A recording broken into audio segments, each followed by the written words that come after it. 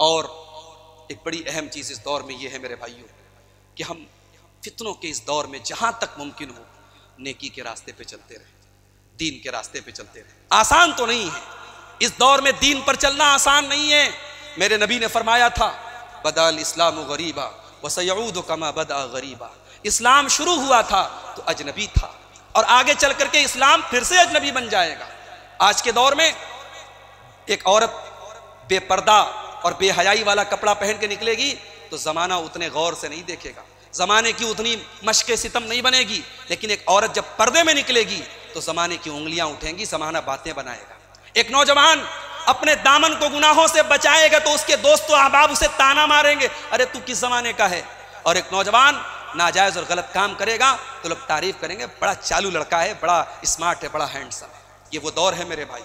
اس دور میں شرم و حیا اور دین پر چلنے والا وہ بیچارہ اجنبی ہے، اور دین سے جو دور ہے اس کی بڑی واہوائی ہے۔ اللہ کے نبی فرماتے ہیں فطوبى للغرباء، جب ایسا دور آ جائے تو تم اجنبی بن جانا، تم دنیا کی نظروں میں اجنبی بن جانا، اجنبیوں کے لیے بشارت ہے۔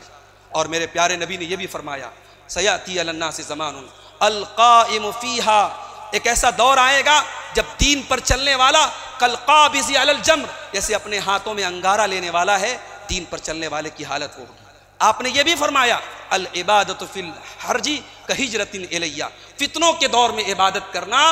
ایسا ہے سمجھو جو میری طرف ہجرت کر کے اپنا شہر چھوڑ کر کے نبی کے پاس ہجرت کر کے جاتا ہے، اس کو جتنا ثواب ملے گا فتنوں کے دور میں دین پر چلنے والے کو اتنا ثواب ملے گا۔